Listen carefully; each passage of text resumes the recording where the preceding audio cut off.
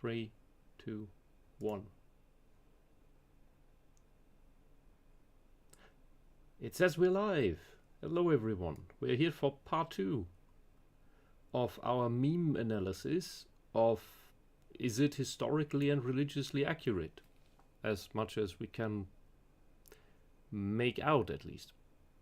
And just in the green room we had an interesting question, which is, what's the difference between being the chosen people or being the master race?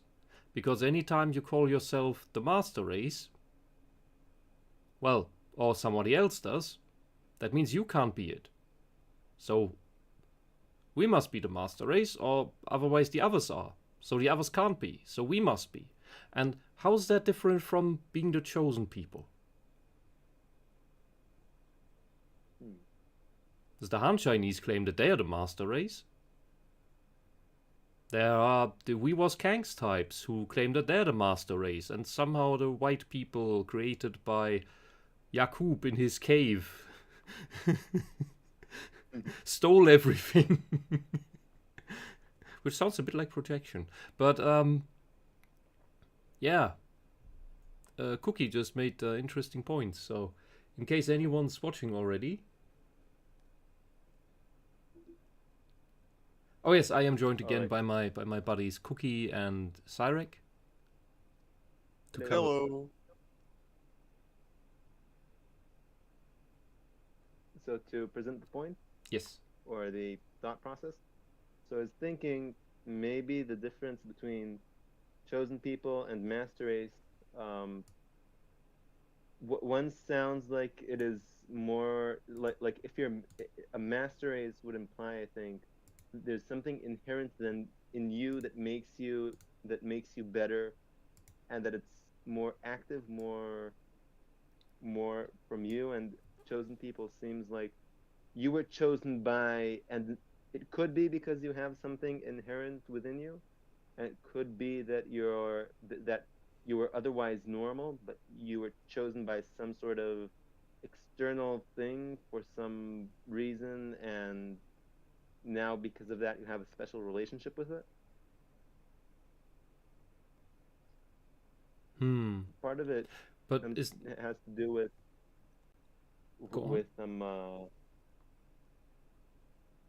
I guess my personal qualms with the concept, because there's the idea of, being God's chosen people, but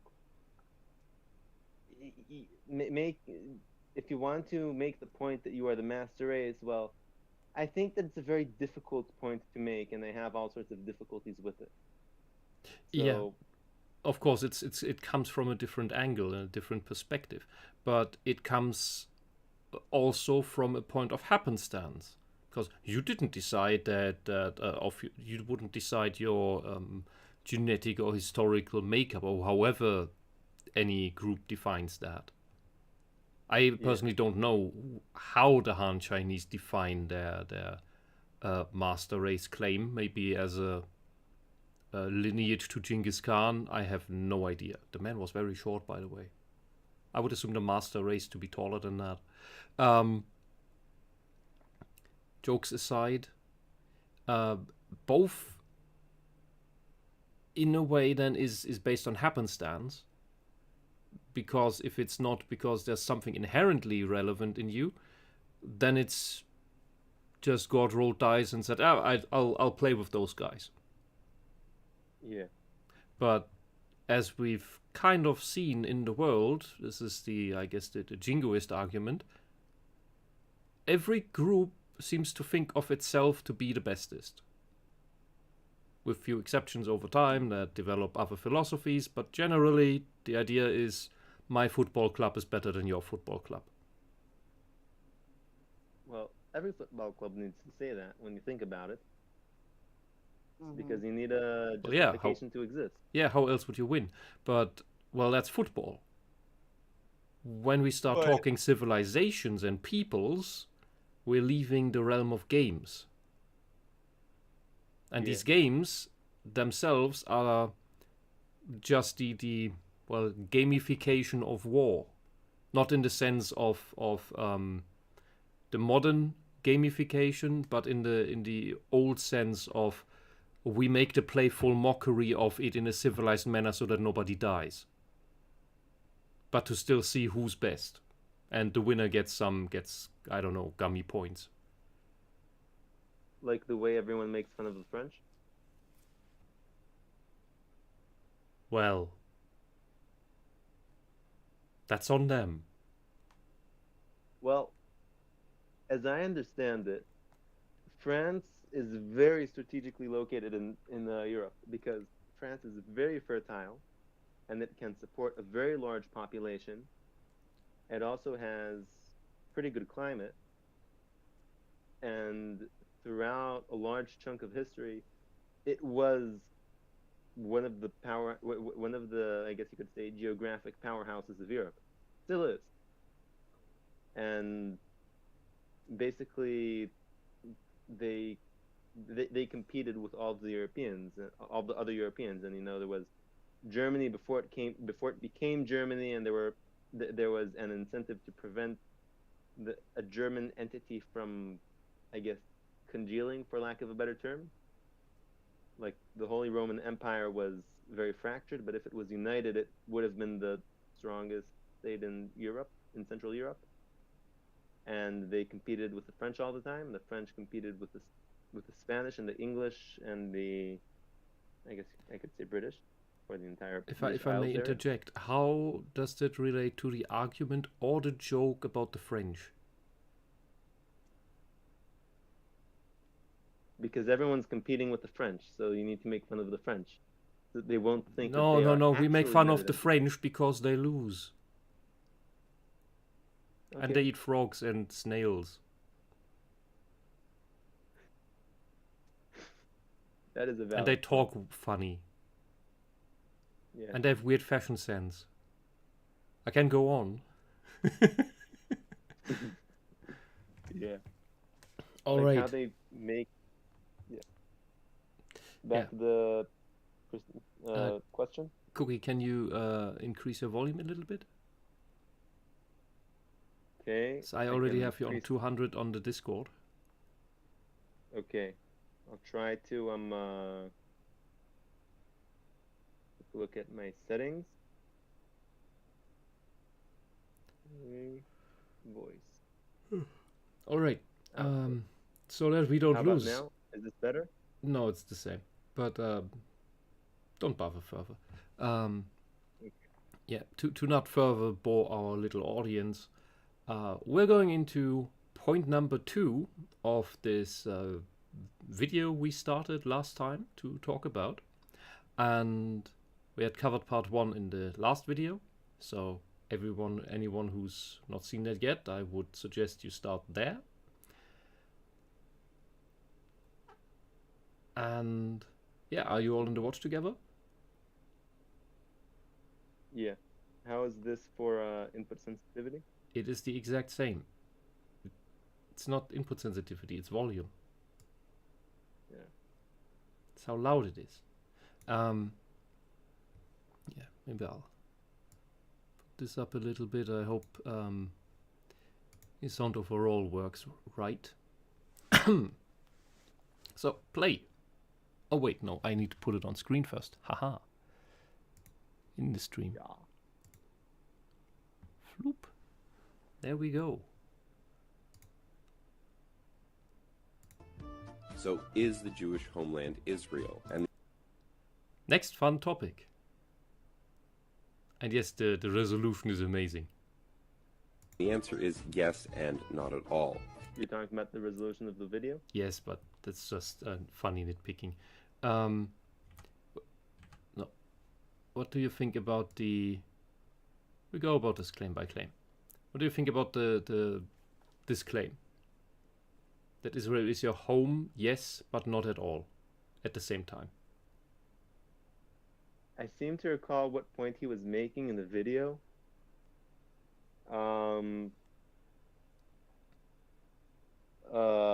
Which essentially, like, the point that he makes is that our home would essentially be what the Achaemenid province of Yehud used to be, or Judea, which, you know, the entire area is like in Israeli terminology would be Benjamin and Judea with regards to how we conceive geography now. In modern language, it would be basically the southern half of the West Bank, which, you know, but you don't see it on screen yet. You don't? You don't? No, I don't see it on screen in the watch together. It should be on a 346. What if I leave the room and Just refresh. re-enter it? Just refresh it. Okay.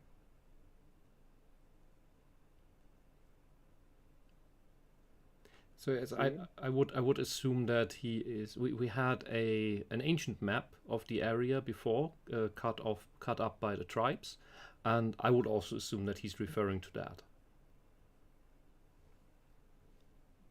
However, back then you had no Islamists. Kind of. Yeah. Not until 600 AD, which is quite late. Yep. And not at all. The Arabs got to the Arabs got to southern Israel before before Islam did.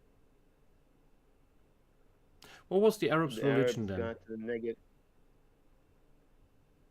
They were polytheists. The Arab peoples that got to the area that is the Negev today were the Nabateans. They already started getting there, I think, in the 6th century BCE. And what happened was that they were pushing the Edomites north. And after Judah lost to the Chaldeans, and then because of some internal mess that happened, everyone ran away to Egypt. What happened was that the Edomites moved even farther north, and then when the Jews returned, the Edomites were a lot farther north than they used to be. And then later on, during the Hasmonean period, the Jews and the Nabateans basically took the Edomite territories, split them in half. The Jews took the north, the Nabateans took the south, and the Edomites were no more. I think that the Nabateans may have killed them all or something like that. I don't know. I don't know what the Nabateans actually did with them. With the Jews, a lot of them were they were, I think, forcibly converted or something like that. Not quite sure. I'm not very sharp on that part of the history with the Edomites, but they still weren't completely accepted into society, and they even fought against the Romans. Some of them fought against the Romans during the Great Jewish Revolt and died. But I'm not quite sure. Yeah, but that is already delving into a different subject, which is very interesting of what happened to the Edomites exactly. Mm-hmm. Let me just...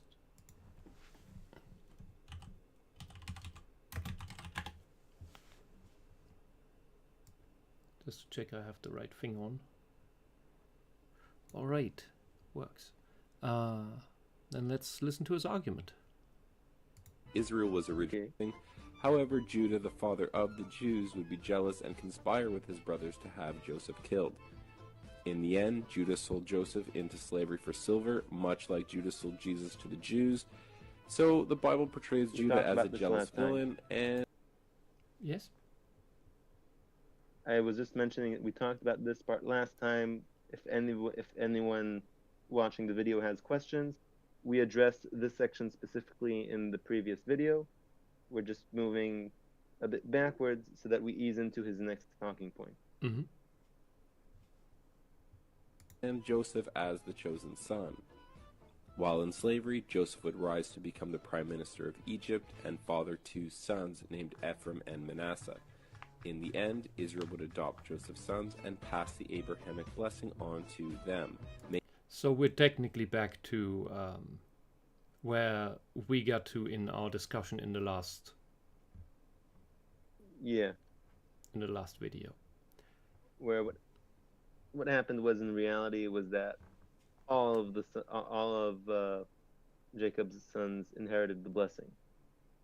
Yeah, so this whole thing with Joseph being sent away is actually irrelevant to the whole thing. Yeah. It was an attempt to make sure that the brothers got the blessing, and that Joseph didn't take it from all of them. At least that is the idea. That they acted more as a unit, acted more as equals, I guess. They didn't want to kick each other out. They wanted to get rid of him because he was going to kick them out, at least according to their logic at the time. He might have actually done it at that point because he genuinely changed when he was a slave. There's I also heard someone say once that Joseph only completed his arc of changing once he stood in front of Pharaoh, as in when he was when he was still in the pit, in jail, I guess you could say, in prison. He changed, but he didn't change completely. He still I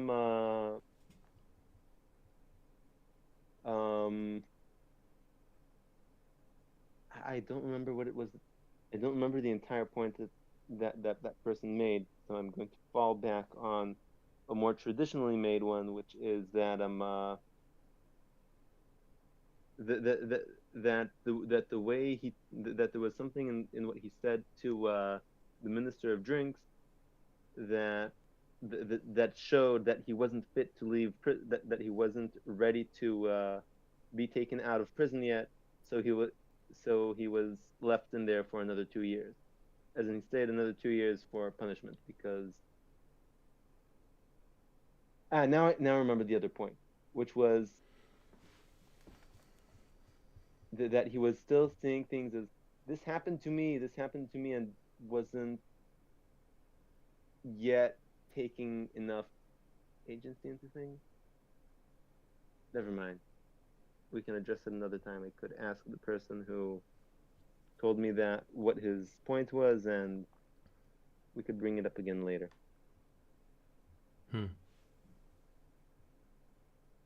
Sarek, you around? I am. Okay. I've got nothing to say right now. I was just waiting for the video to make its point. Okay. Making them the chosen people and dividing Joseph into 2 tribes, making 13 tribes of Israel. As That's for the map father, that we wanted to see. That is the map that we wanted to see with regards to the cutting it according to the tribes. Yeah, okay. But technically, these are all Hebrew tribes, so technically all this land would be should be the thing, yes. Yeah, except for Moab. Except for Moab. Moab is not a Hebrew tribe. Yeah. of the Jews, his 2 eldest sons would die, and Judah would end up bowing down to Joseph. So, now that you understand that the Jews would never... Why? Why did his sons die? You didn't say that. Why did they die? Because they were evil. They were evil? His eldest son was evil. His eldest son, was evil in the sight of the Lord, and the Lord had him killed. And then whenever the middle son was to do the rights of a brother-in-law and provide his sister-in-law with sons for his brother, he decided that he was not going to conceive any children with her, and just decided, I'm just gonna waste this on the ground, and the Lord had me killed. Can you summarize the evil of the two? It literally just said they were wicked in the sight of the Lord. Yeah, they don't explain why the eldest son was evil, but the language that is used with regards to him, the only others who get that sort of language when they're called evil are the people of Sodom and Gomorrah. Oh. Okay. So he's on the level of Sodom and Gomorrah. So we can Yeah. assume, based upon language, that he was idolatrous. He was a he committed some kind of sexual assault. If he's being compared to Sodom and Gomorrah. So Yeah. how often does that language to describe someone as evil come up in the Bible? To the best of my knowledge, only in these two instances. With Sodom and Gomorrah and Judah's sons. Okay, yeah. so it is Well, it is very rare that the Bible goes out of its way to call people that. That means this would have to be something truly severe. yeah. He was a bit of a deadbeat dad, if I recall correctly. So he didn't prevent his son from turning into that. At least that's from what I can understand at the moment. Let me open it in the book. Yeah, it's chapter 38 of Genesis. Is that Judah's fault as a 38. father?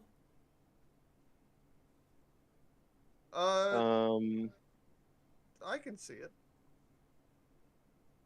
They don't really explain, but he does.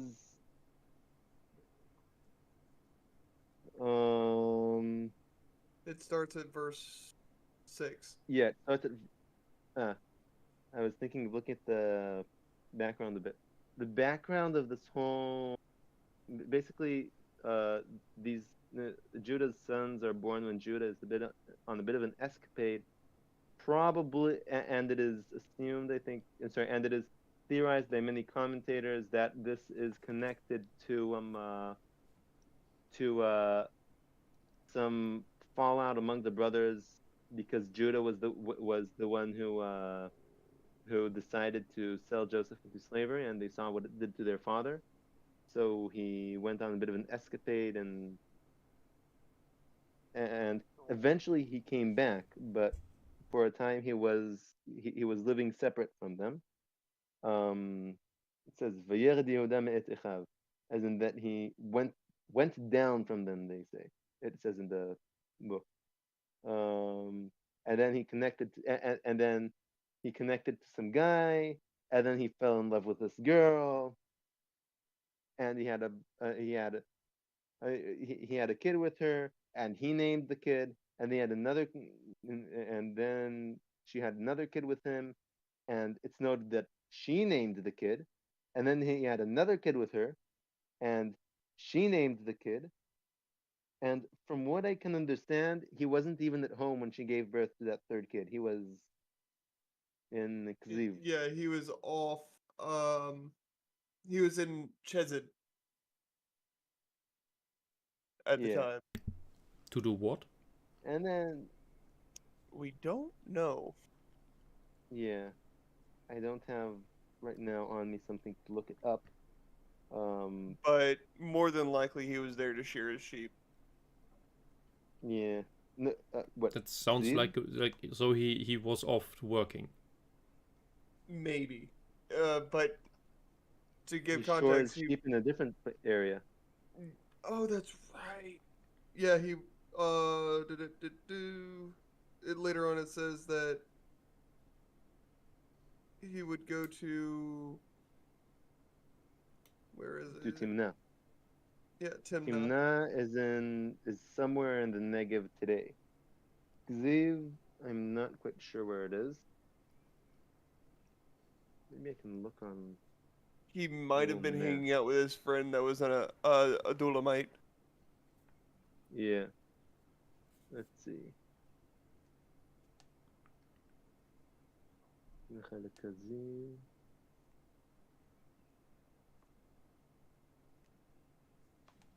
Yeah, they gave me the name of the street.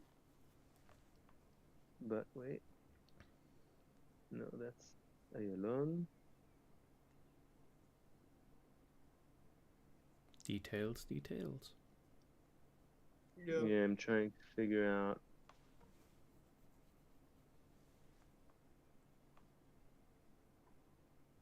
Man, nothing much to look for. It sounds like the name of a river in Israel. And a lot of the places did keep their names with regards to rivers and such. But it's going to take forever to look for it. See if I can find the name river that I know where it is.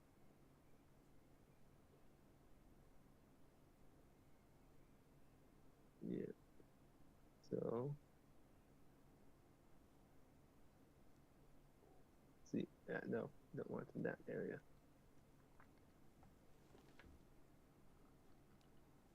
Oh, seems to be up north.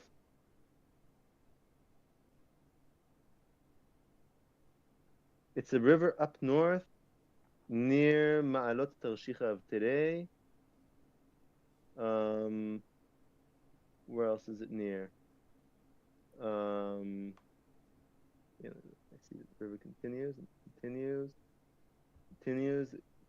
for a bit. It goes parallel to Road 89.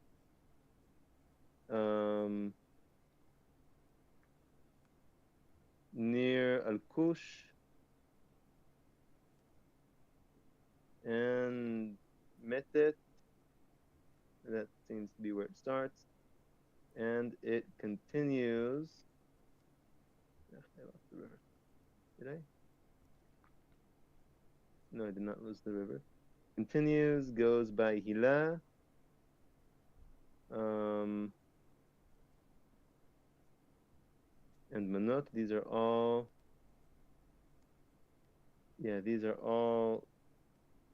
towns that are near the border with Lebanon.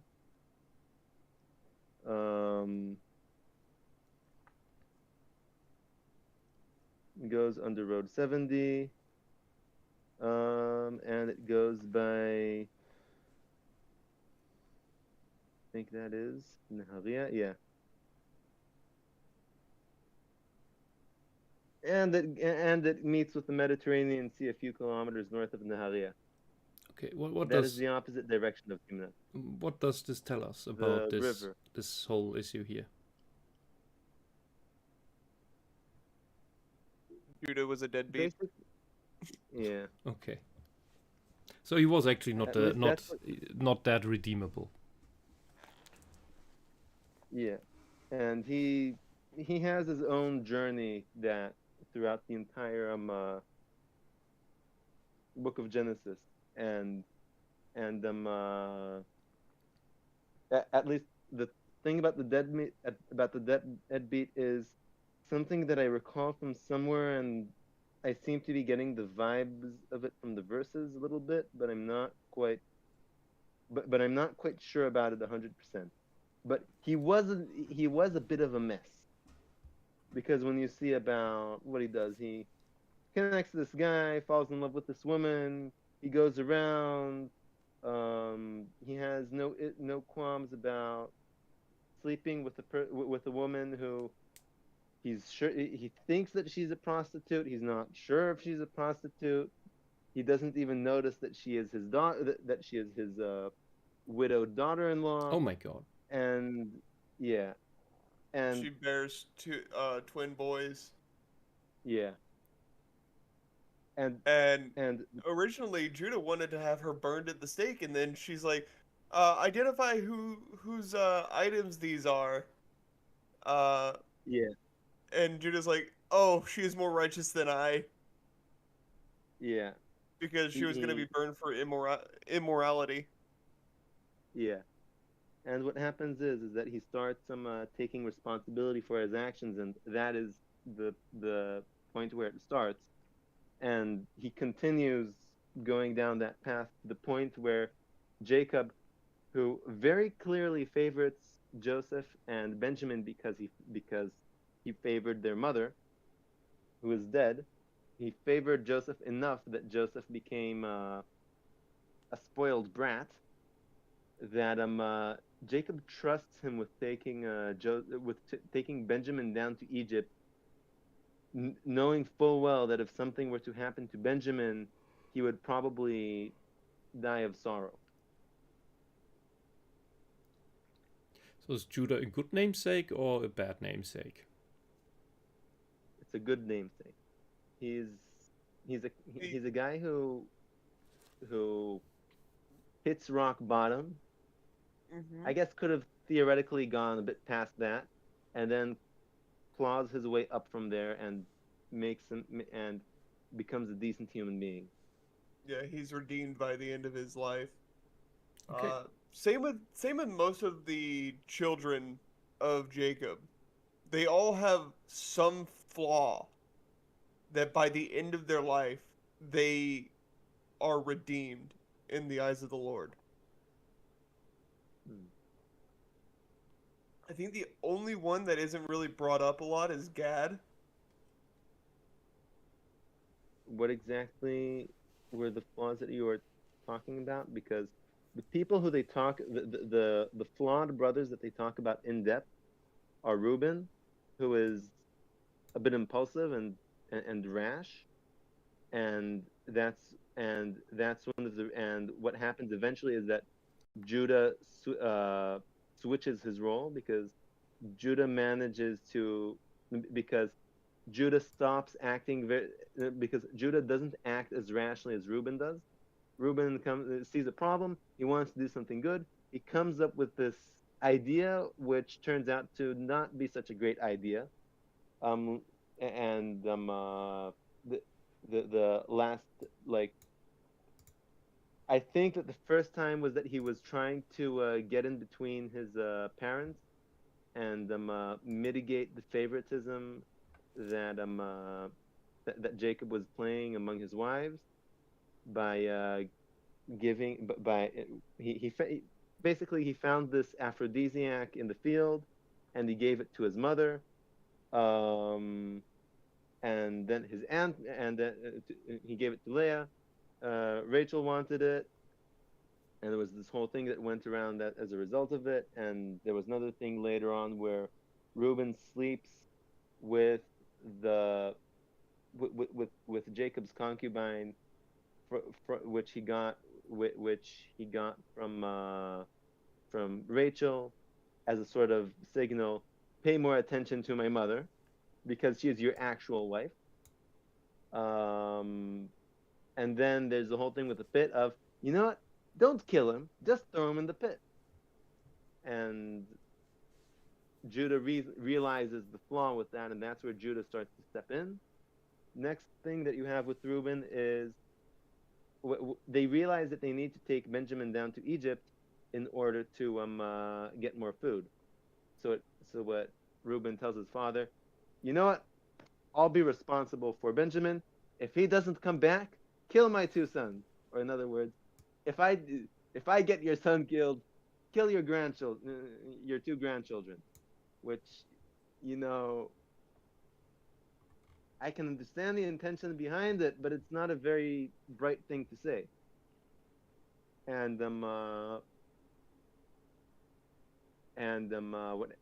what happens with Judah is that after he goes on his escapade and comes back, well, during the escapade, he takes responsibility for one of his blunders.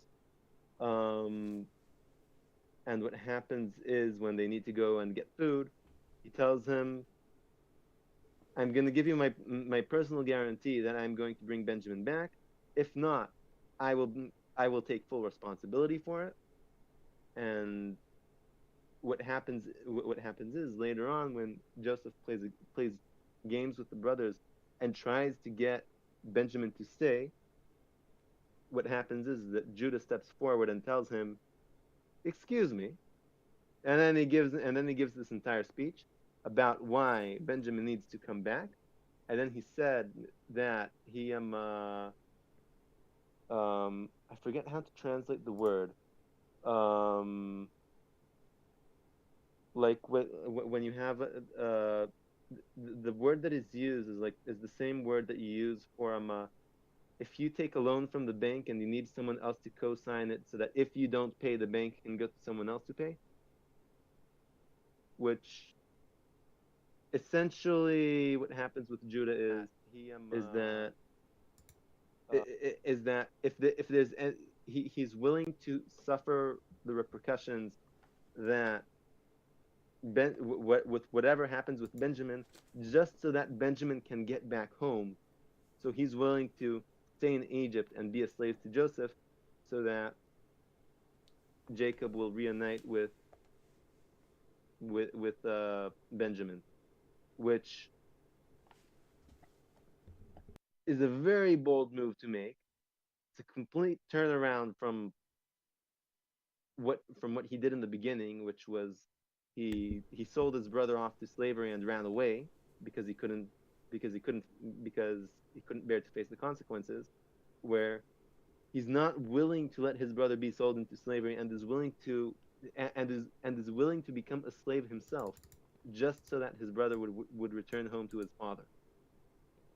And this sort of act of taking responsibility is part of what breaks Joseph and causes him to admit in front of them that he is actually Joseph.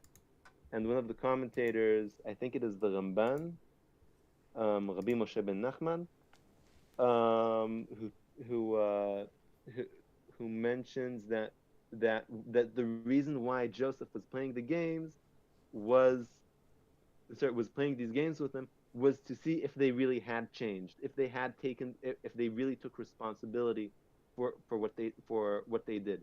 And when he sees that, so when he hears when Reuben says, "I told you so," he cracks slightly. He goes off into a room and cries. But he manages to regain his composure. But when he sees this with Judah, he he can't hold it in anymore. Maybe I misremembered the exact commentator who brought forth this idea, but this is an idea that I really like. I think it connects to what it says in the story pretty well. Yeah. Yeah, all the brothers grow in some way. Joseph by growing up and maturing and not being a bratty child anymore. Judah for taking responsibility for his own actions. Reuben for Uh, keeping his mouth shut. yeah, Reuben for not being as hot-headed and uh, He's not he actually. hot-headed. The hot-headed one is Simon. Oh yeah, Simon that's and right. Simon Levi is the are the hot-headed one. hot-headed ones. Reuben would be Uh, the rash one. And what yeah, happens is that he Reuben. steps back from his role as the eldest brother who takes charge, and he lets Judah step in because Judah is much better at doing it. Judah knows how to take responsibility because, well, he hit rock bottom, heard the knocking from underneath, and decided, rather than descending even further, that he was going to own up to what he did, which makes him more suitable for a leadership position. Yeah, Reuben would be more act first, think second kind of guy. Yeah. Yeah. And then Simon and The Levi others were weren't really talked about much. And there's because Joseph with his being a brat, as you said. it's even mentioned whenever Jacob is blessing all of his sons that Okay. uh, Simon and Levi were very hot-headed Yeah. and that they killed people in their anger, Yeah. but they've come to realize that they shouldn't be as hot-headed as they are. Yeah. And I will note that with regards to the later trajectory, with regards to how the tribes behave, the tribe of Levi managed to harness this sort of this sort of behavior with them, and turn it into a force for good when Simon goes the other direction. Like with the whole story with the golden calf, the ones who immediately stand by Moses' side, yes, they're from his tribe, but the idea was that they didn't they, they didn't fall for the whole golden calf thing as quickly, and they were they were the first to be there and enforce, as opposed to what happened with the tribe of Simon, which was that in the 40th year, with the whole story with the Moabite women, was that the tribe that fell for it the most was Simon, and the chief of the tribe of Simon brought his Midianite his Midianite wife and stuck it in everyone's face and said, "Look at me," and no one knew what to say until well he was shish kebab.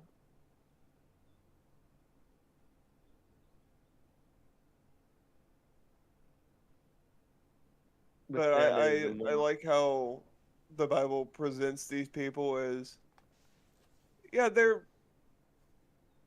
they're flawed and they need to learn their lesson. Yeah.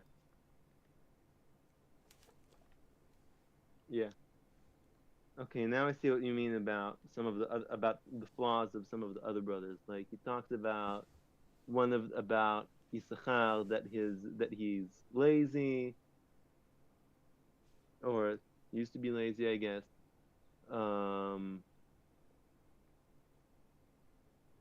Dan, I guess, seemed to be a bit of an outcast, I guess. Yeah. Most of them get blessings though. Who doesn't? Yeah. Simon and Levi. They basically what happened with them is that they their sister was raped by this local lord, I guess you could say, the son of the king of Shem, and the people of Shem said, you know what? How about we marry each other, and you be part of us, we be part of you, and whatnot. So Simon and Levi decide, you know what? We will, but you have to circumcise all of your men. Okay, they do that, and then on the third day, when all of the men of Shem are hurting because they've all been circumcised, Simon and Levi proceed to massacre all of the men in Shem, and Jacob is really angry at them because, well, look at what you did. Now I need to be worried that some local Canaanite king might decide to wipe us out. And their response was, and let our sister become a prostitute, or be used as a prostitute, which there's a moral debate about what happens there, but they seem to have the last word there. And then Jacob, on his deathbed, kind of tells them, I can roughly translate it, Simon and Levi, you are brothers. Klei Hamas. I'm not sure exactly how to translate that. Tools of wickedness or something. Yeah, tools of wickedness. Maybe you should read it from your translation, Sarek, if you have it handy. Talking about the blessings. Genesis 49, verses 5 until 7 included. Okay. Simon and Levi are brothers. Weapons of violence are their swords. Let my soul come on, not into their counsel. O my glory, be not joined to their company. Sorry, I'm still very congested. Yeah. For in their anger they killed men, and in their willfulness they hamstrung oxen. Cursed be their anger, for it is fierce, and their wrath, for it is cruel. I will divide them in Jacob, and scatter them in Israel. Yeah. So And basically, what that their happens tribes in were dissoluted. What would be the English word here? They Disbanded? were scattered. yeah.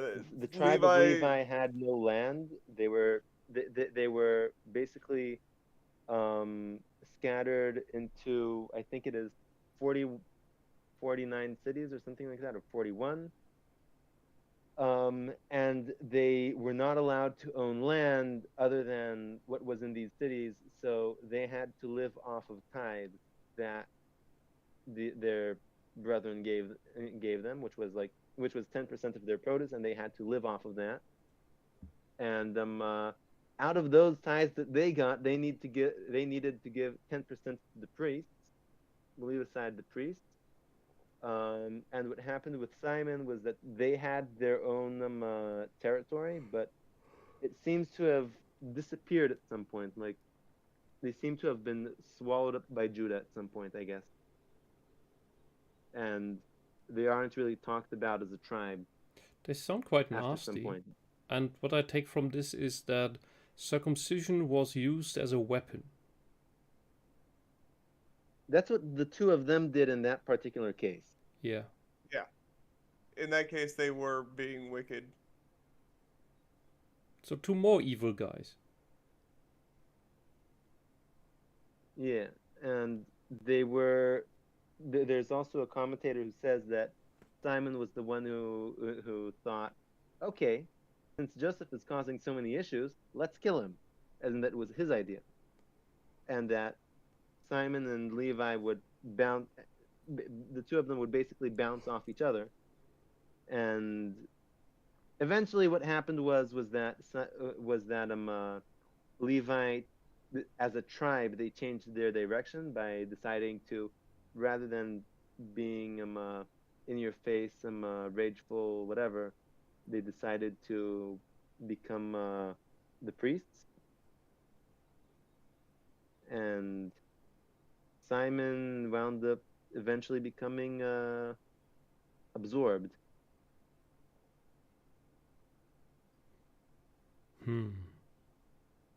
Maybe people to keep an eye on. Yeah. Right. Shall we continue? Yes. Yeah. We need to get to the part of the video that we didn't get to. Yeah, and sorry that I sound tired as well. That makes 3 of us now. I seem to be developing a migraine. But we'll get through it. Intended to bless the world, nor were they ever considered the chosen people. We can move on to our second point. So, is the Jewish homeland Israel? And the answer is yes and not at all. Israel was originally called the land of Canaan, named after Noah's grandson, Canaan. The land of Canaan was conquered by the Israelites after they left Egypt with Moses, found in the book of Exodus. The Bible says God commanded the Israelites to punish the Canaanites for their sexual immorality, which led to child sacrifice, which would eventually lead to cannibalism. The word cannibal actually comes from the words Canaan and the god Baal. I'm not sure if cannibalism comes from that. I'm not very familiar from the etymology, but so far he's more or less on track. But their sexual misdoings was, like, from what I can understand, part of the problems that they had in Canaan. Mind you, the entire area was full of city-states that constantly bickered, and they constantly went to war with each other. So lots of jingoism. Remind me what jingoism is? My city is better than your city. My team is better than your team. Although we're basically the same. But mine is better. Yeah, and they did do the whole child sacrifice thing. Um, the child sacrifice, I seem to recall, is not Baal, but it was Molech. I'm not. I don't remember exactly what the purposes it was for, but it it essentially meant, from according to one of the interpretations, um, that you would burn your children alive, Yeah, you or would a put them child into alive. jars and burn them alive. We've actually uncovered where they actually did these horrific rituals Yeah, and because What? we found children inside of clay jars that were burnt to death. do you remember where that was? Yeah. It was uh One of them, I think, was in Gay Ben Hinnom, which is in Jerusalem. So prior to I when don't really have the Israel. ability to draw it right now, but do a V with your two fingers, as in, sorry, no, not a V. Do an L shape with your two fingers. Hold your hand up. Now, your index finger would be the Kidron Valley, and just and and you have this sort of triangle between. Sorry, the index finger would be the Kidron Valley. Your thumb would be the Hinnom Valley, the Hinnom Ravine, I guess you could say. Now take a finger and put the base of your index finger next to the end of your thumb, which would give you some sort of square shape. So that would be the extension of the Hinnom Ravine. Now in between that was Jerusalem, but Canaanite Jerusalem was like, um but between like the Kidron and the Hinnom was Jerusalem after it expanded. Before then, it was kind of narrow. You can find the pictures on the internet, but that sort of curved L-shaped river was the river that that where, or at least one of the places where they would burn the children alive, if I remember correctly. I think the issue that many people take, and justifiably so, if you ask me, is that these rituals are still practiced by some people, if in mockery, hopefully, um, as we have learned about this Bohemian Grove thing,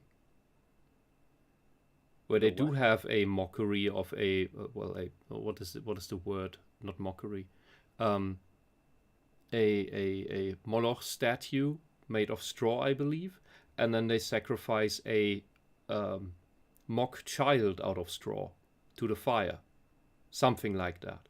And knowing that there are in these rich circles, there are also, and we know this. Our best chancellor Helmut Schmidt was also invited to this thing once, and um, when details weren't coming out of that yet, and all he had to say about it was that he didn't really like what they were doing there. That was it for him. Um, Yeah, the issue is that all of these high society, rich and powerful people are all involved in these child trafficking rings. So who's to say that they're not actually doing these? And we know that eugenics organizations like Planned Parenthood are also um, selling organs and aborted children. Not all of them come out dead. To organ traffickers and child traffickers. Some of them yeah, ending up in China. Why wouldn't they end up in these circles? These people are all connected. We know that much. We know that much through history. Because the eugenics movements of today have a direct line to the eugenics movement of the Nazis. Mm-hmm. yeah. That is not that is And nothing disputed. That is nothing you need a tinfoil hat for. It is something to be fearful about, to be scared about, but these are sadly facts, and this is not a world I like to live in. yeah, Which doesn't mean and I also, want to take a rope or something. No, I would like this world to yeah. stop doing these things to children. And then it's something that you want to change about the world. That's essentially what you're saying. Mm-hmm. Yeah. So I'd also like. Yeah. Go on. No, you go on. I was going to say that some of the headlines that he was putting up seemed kind of on point. I once saw a video made by this politically opinionated YouTuber. I'm not sure if YouTube removed his channel yet or not.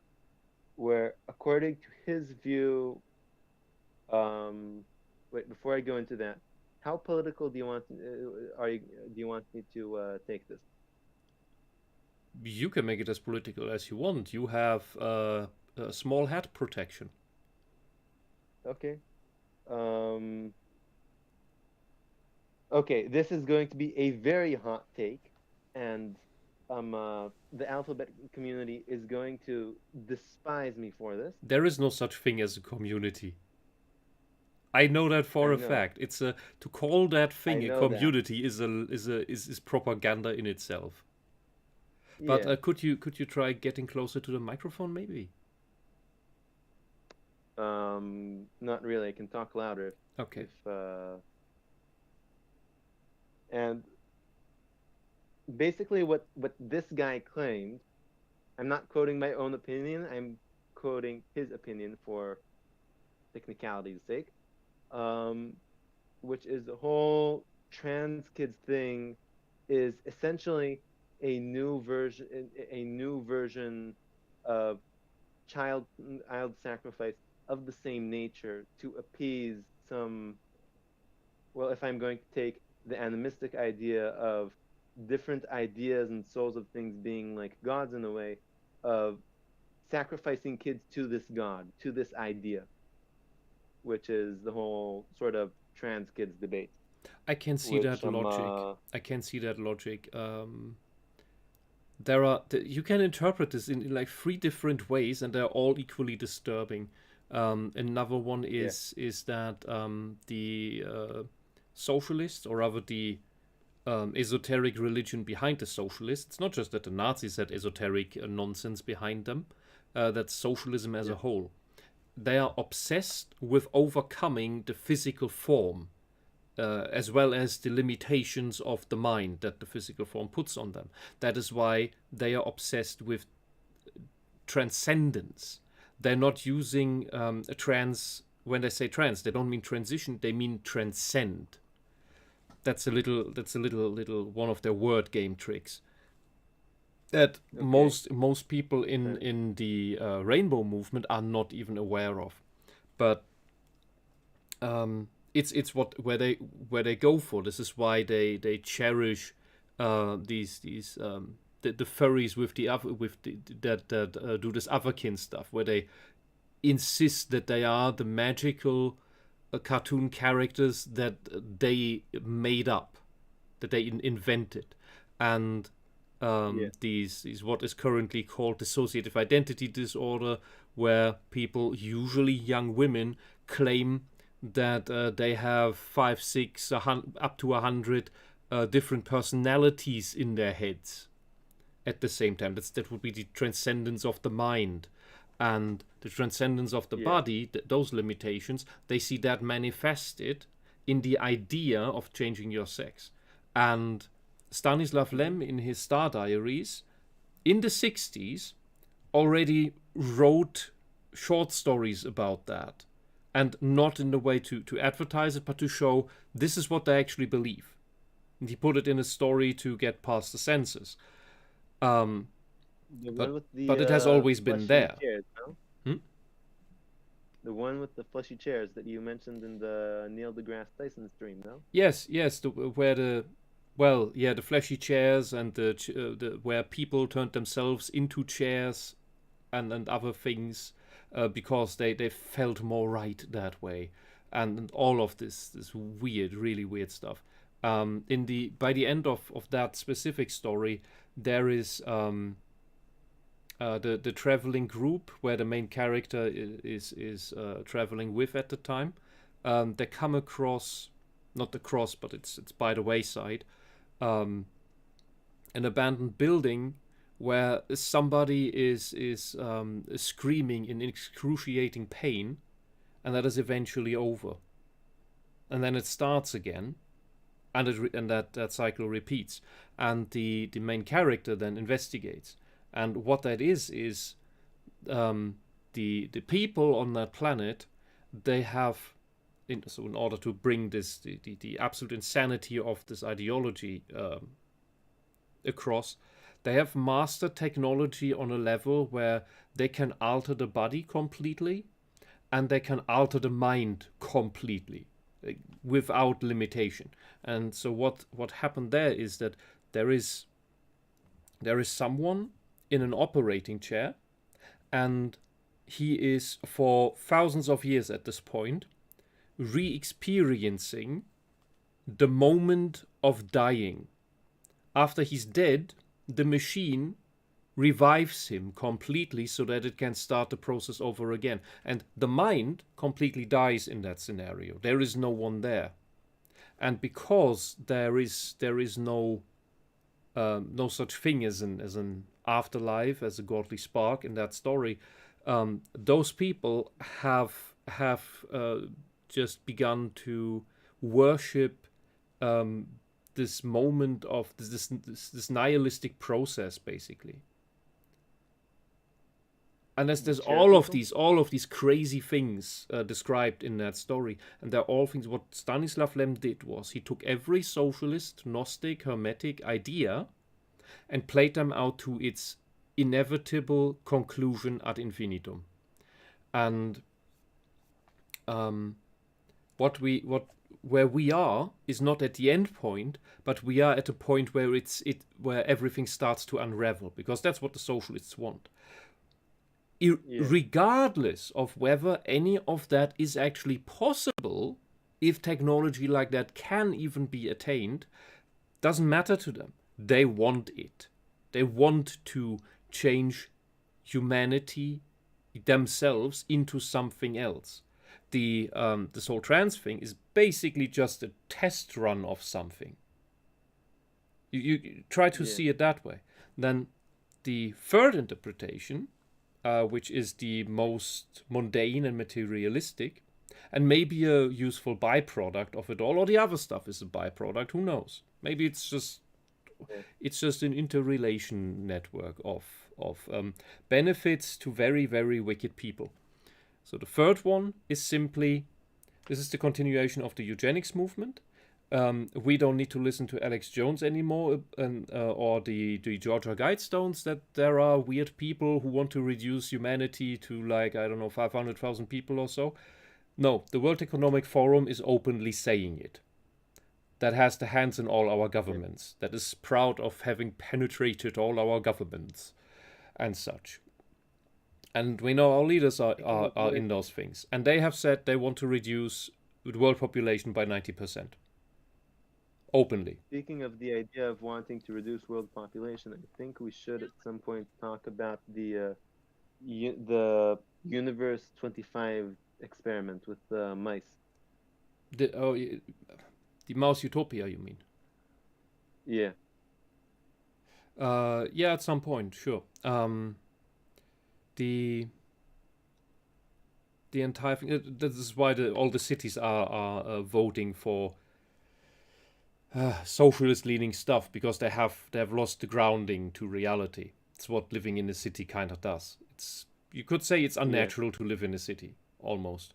Which that to put it that way, however, again plays into the wishes of the World Economic Forum to reduce the population, because then you don't need all the big cities.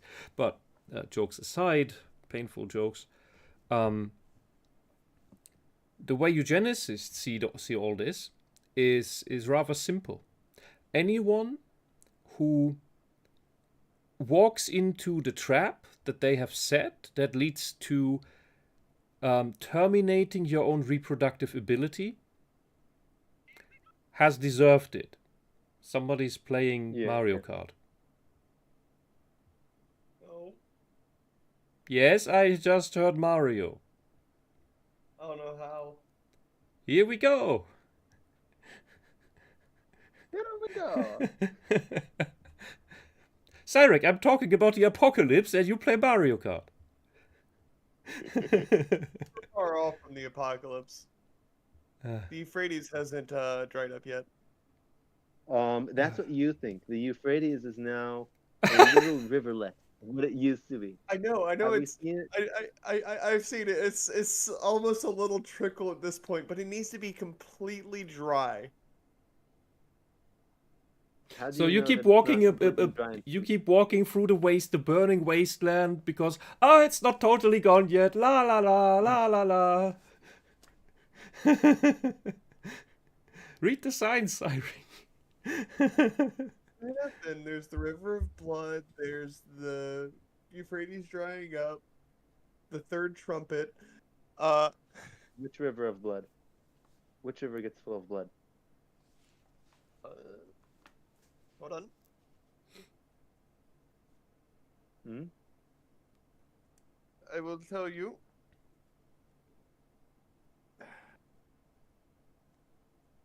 But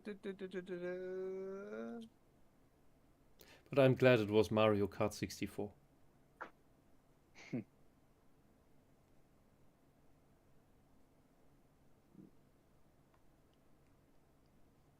Man, it seems kind of strange to be bringing up the idea that a people were conquered because of sexual immorality and child sacrifice in a day like today.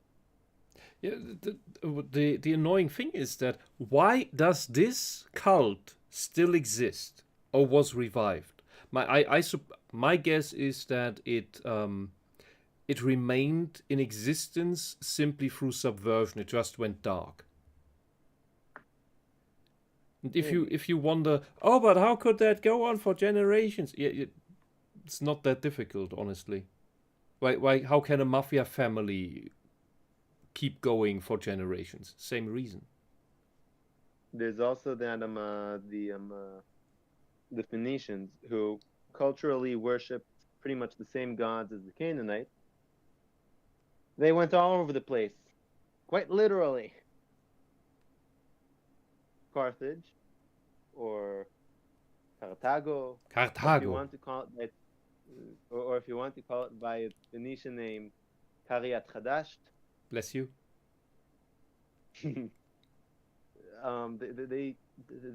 They worshipped the different.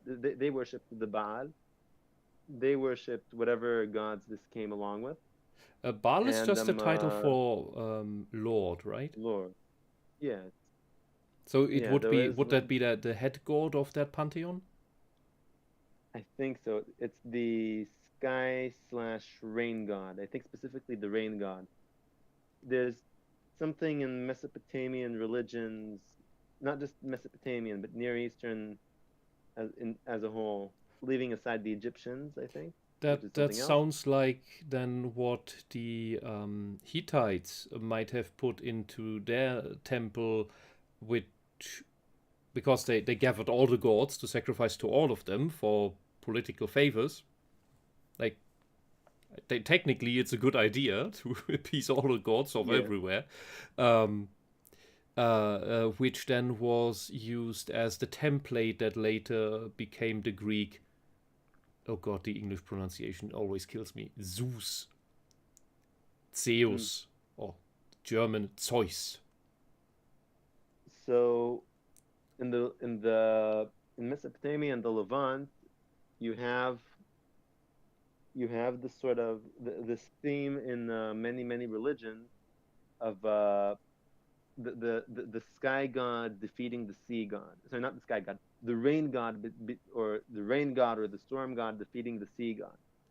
So with the what you have in the Levant, you have Baal, who defeats his brother Yam. Yam means sea, and throws him into the sea and covers him with water.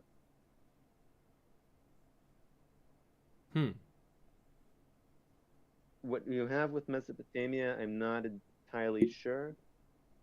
Some of I've heard it. There are theories that connect this that connect this fight this sort of fight to the end of the ice age, when sea levels rose, and and that the sky god and that eventually the sea god wanted to devour the entire land, and the sky god slash rain god um, defeats him and stops him.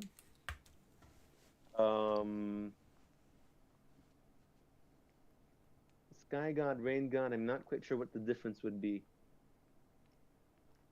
Maybe they'd be the same. I'm not quite sure. I'm not that familiar with it. Sorry? Which sky god and rain god are we talking about?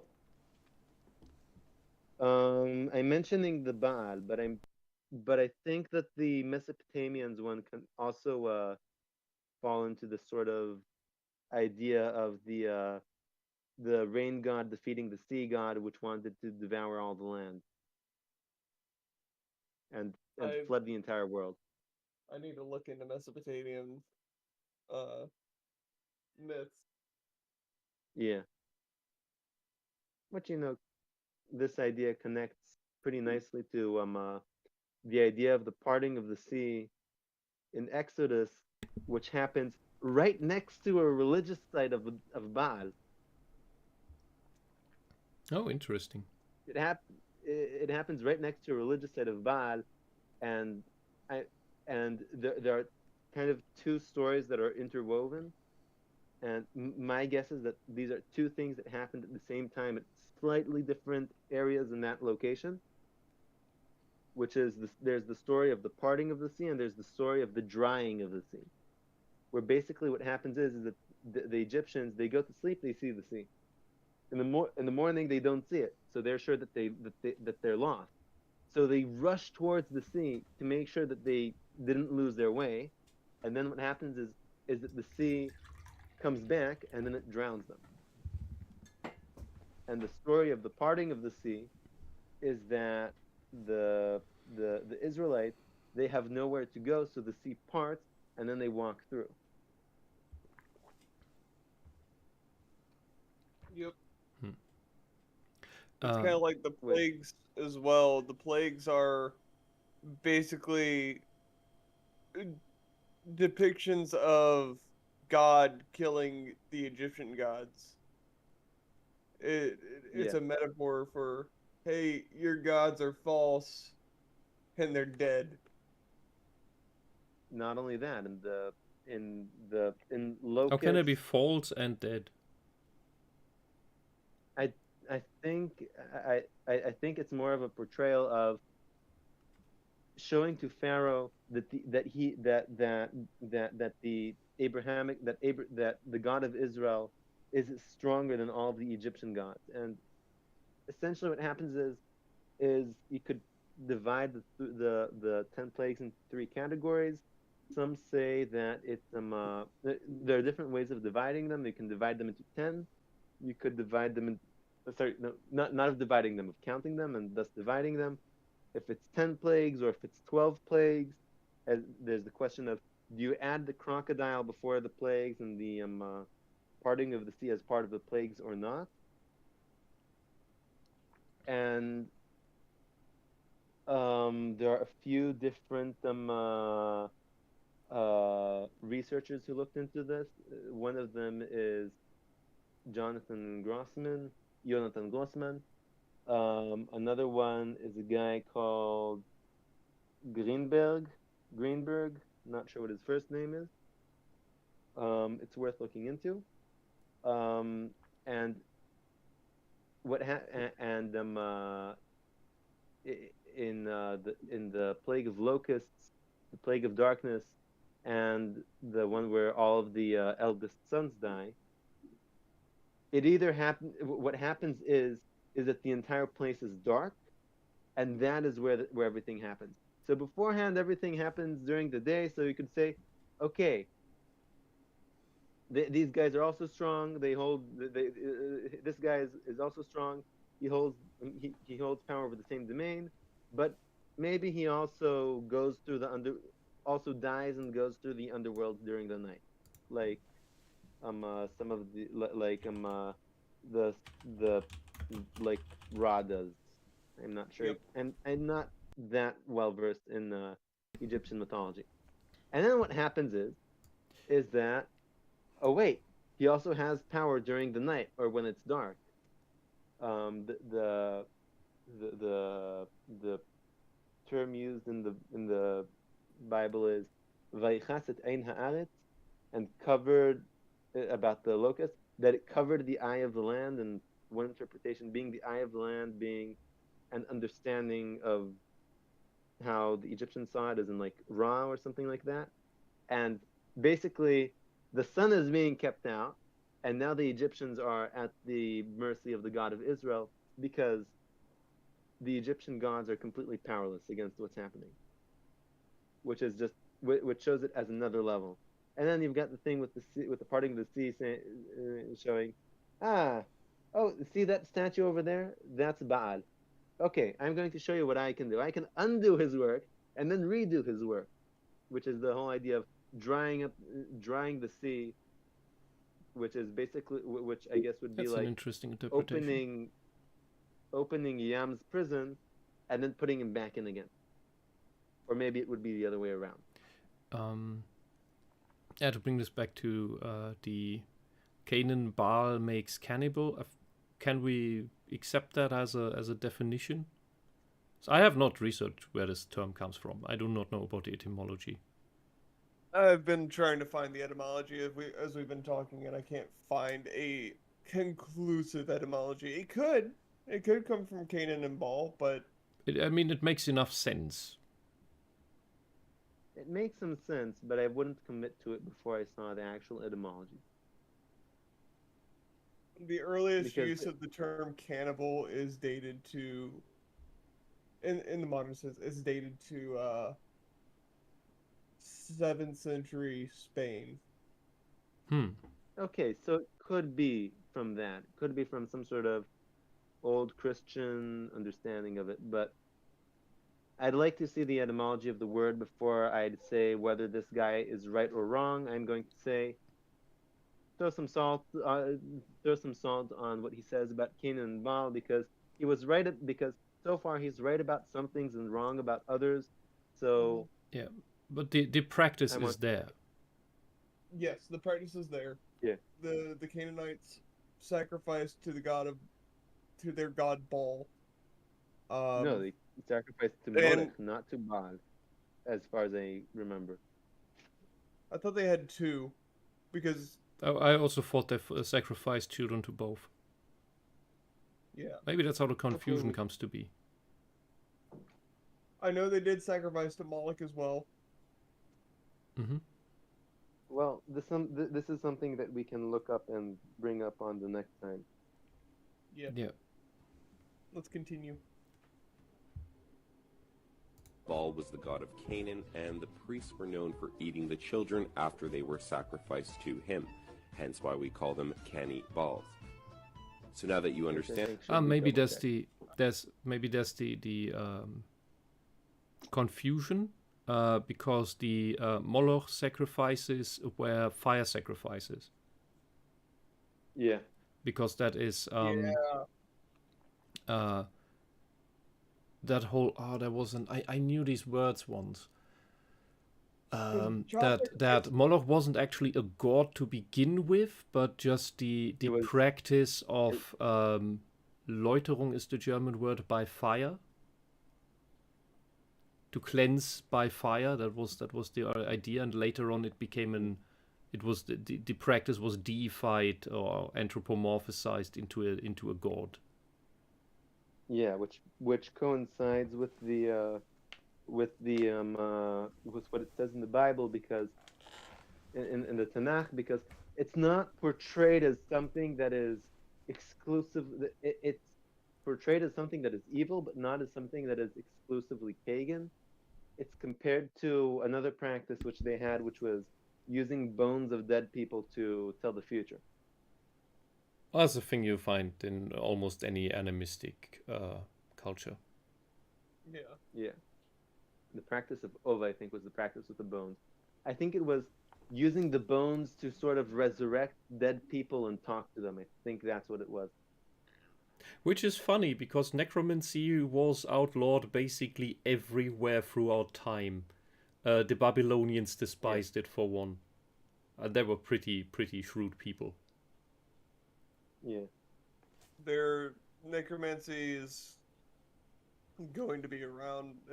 Even God says, do not practice witchcraft or necromancy. Yeah, Yeah. but long before that, God, I forgot. I'm horrible with names. My favorite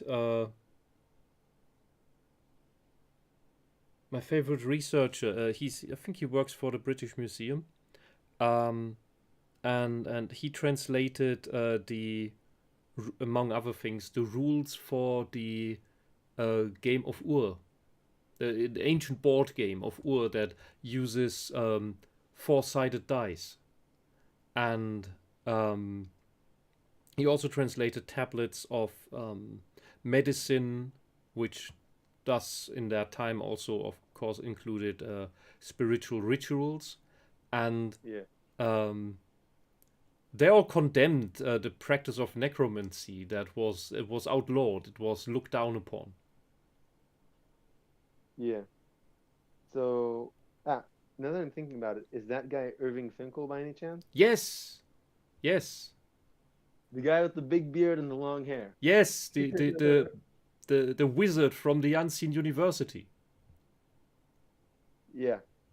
So I guess we can conclude that the practice of Molech used to be, rather than a pagan child sacrifice, but child sacrifice as a sort of the dark arts sort of thing. Like necromancy is like the dark arts, and there's other stuff which would be considered like dark arts by them was like witchcrafty things was having sex with animals, which was another part of the category. Like they would do it for sort of magical protection, whatever things.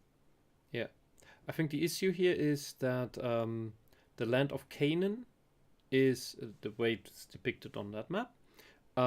Is congruent with the area where later the Hebrew Israeli tribes settled.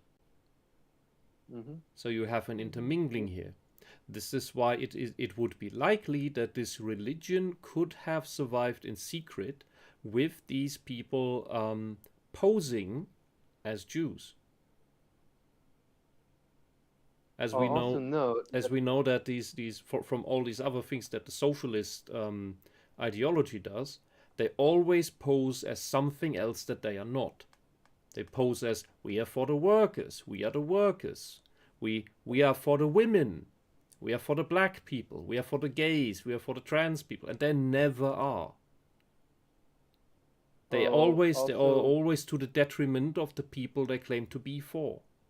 And man, if we go by that, if through these people, this is my hypothesis, if through these people the reputation of the Jews was ruined, and they would of course take issue with the Jews because they have a different religion than the Canaanite religion, and may have been conquered by it, supplanted by it, whatever, would then of course be vengeful towards them. And then we would also get an explanation as to why all the socialisms persecuted the religious Jews, while socialism itself is always purported by the non-religious Jews, who, however, have ties to these people who make these weird things like the Bohemian Grove and other Moloch type rituals. Yeah, the dark magic, I guess you could say. Yeah. I'm not sure about this theory. I'm not sure what to think about it yet. It's a hypothesis.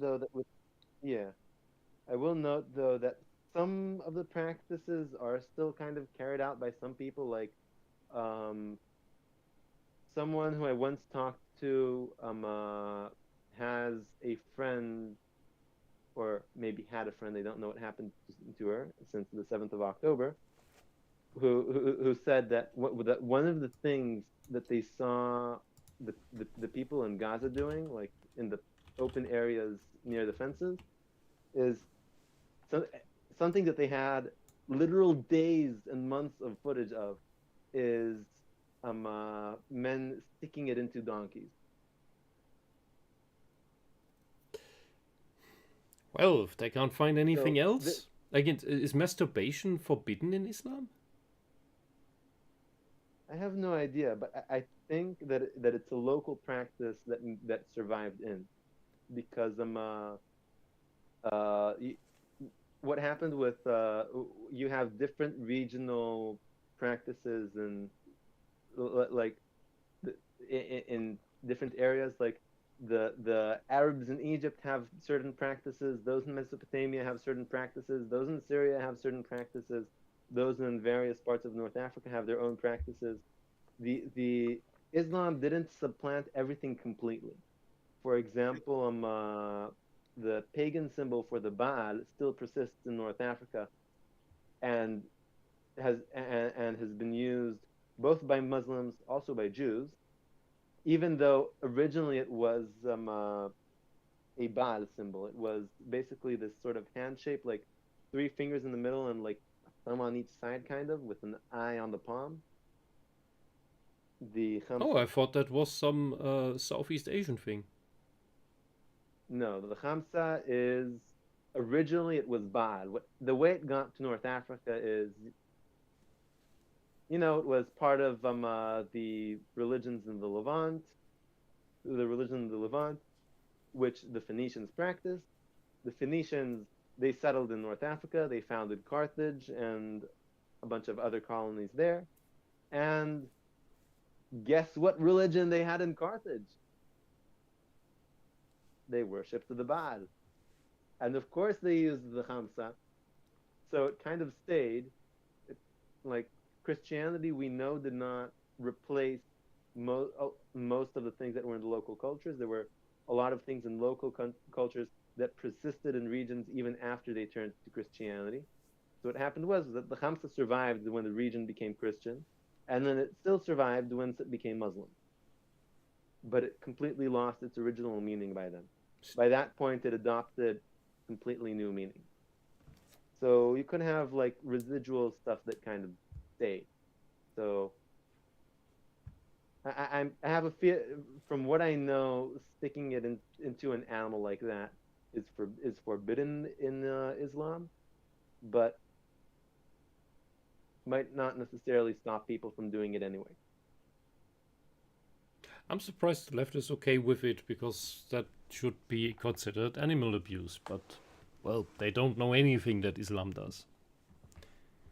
They don't even know that they do that in Gaza. They probably do it in Judea and Samaria as well, because culturally and whatever, they're not that different from each other. Yes, there are small regional differences, but in the grand scheme of things, this sort of practice could persist both here and there, because they kind of communicated, even though they really hated each other and would kill each other all the time in blood feuds and whatnot, which is something that happens in the Arab world all the time and people don't talk about.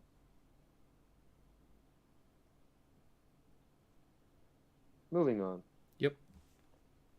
And what kind of people were living in Canaan, try not to feel so bad when you read that God ordered us to exterminate them.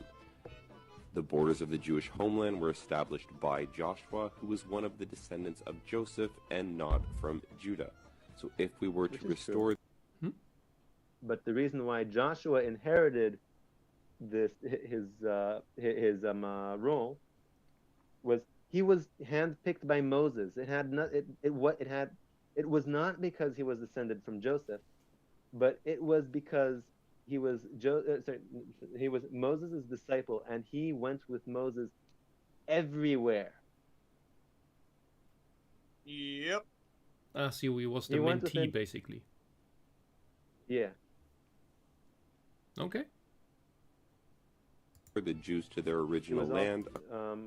I also forgot to say that another important thing that Joshua did with the whole story with Amalek, and why we hate them so much, was what Amalek did was when the Israelites were on their way out of Egypt, and they were only a few months out. And they were thirsty because there was no water. Amalek was a desert people that thought, you know what? This is the perfect opportunity to kill these new desert people so that they won't take our stuff, and we'll get a chance to loot them because right now they're weak. And Joshua was the general who fought against them, and he weakened them and sent them off. So, like, in this point of crisis, Moses was standing on the hill and he was giving morale, but the guy who was on the ground and fighting against these guys, this was Joshua. Yeah, Which sounds like a good justification to reward him with, yep, you're the guy now. Yeah. There's a long list of why Joshua is suitable. I also gave a talk about it once. I have it written. It's not handy over here. But essentially, Joshua also had the right leadership skills for the generation of the people that he led. They were more independent, and they didn't need to be led in a strong hand the way they needed to before. Mind you, Moses probably got quite a few of his leadership skills from growing up and as an Egyptian prince, and later on he was married to he married the daughter of a Midianite priest, which is also an important role. Not just any Midianite priest, but a Midianite priest who really understood how administration worked. And Joshua stuck around with Moses all the time. So this is just adding more reasons to why he inherited it, but it was entirely out of his own merit as who he was, and not because he came from Joseph. Okay. Judah. So if we were to restore the Jews to their original land, according to the Bible, the Jewish homeland would look less like this and more like that. Yeah. But anyone who talks about have a Palestinian state in the West Bank, according to that, then it might not really work. Oh no, I think this map, all the red parts are to belong to it. Yeah. So he's not making a Palestinian state on the West Bank, no. Yeah. It's just Jew bashing. He also forgot the Benjamin, which basically goes north of Jerusalem, because the people of Benjamin were part of the kingdom of Judah, but they were also called Jews because they also came from the kingdom of Judah. Yep. So they're named after the nation, not the guy. Yeah. So the nation was named after the guy, but the people later on were named after the nation. Yeah. Oh, and that's where we get confusion. And I don't remember if I said this before.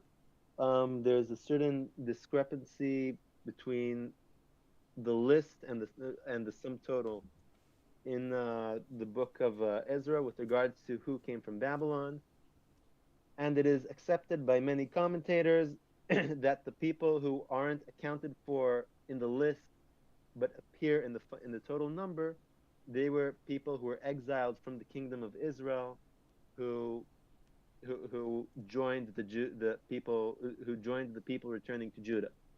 So the Jews kind of refers to everyone. And there's also, during the time of Josiah probably conquered parts of what used to be the kingdom of Israel, because he walked around in all sorts of places that were not part of the kingdom of Judah. Like he walked around in Beit El, which was part of the kingdom of Israel before. He fought Necho the First in Megiddo, which is in the Jezreel Valley, which was part of the kingdom of Israel. It wasn't part of the kingdom of Judah. So he conquered some bit north, and some of the people still stayed there. So they essentially also became Jews at some point, and they also fled. And I'm assuming that they also probably fled to Egypt. Yes, and later on, a few centuries later, they were massacred during the Kitos War because the massive Jewish community in Alexandria, which was the largest one during the Second Temple, well, they decided, okay, we'll kill everyone who's not Jewish in Alexandria and in Cyrenaica. And the Romans really did not like that, understandably. But that's a tangent. So, like the story of Joseph and Judah, their children likewise wouldn't get along either. After becoming nations, there would be a civil war. The Jews would rule the southern kingdom of Judea, while Joseph's sons would rule the northern kingdom, keeping the name Israel. I will also note that the kingdom split because of taxes. Yep. The kingdom split because of taxes. Why is it always taxes? I don't know, but we know that it's a valid argument, because otherwise, what would be the justification for the United States existing? Who had a better tax code? The British or the Americans? No, Judah or Israel. I have no idea. What happened was that King Solomon engaged in all sorts of public works projects. He fortified a whole bunch of cities. He built a very, very, very lavish temple. And also what was left of the Canaanites, he sent off to work in modern-day Lebanon, as in the Phoenicians, to work in quarries and chop down cedar trees. And this obviously cost a lot of money, and what happened was that the tax burden was very high as a result.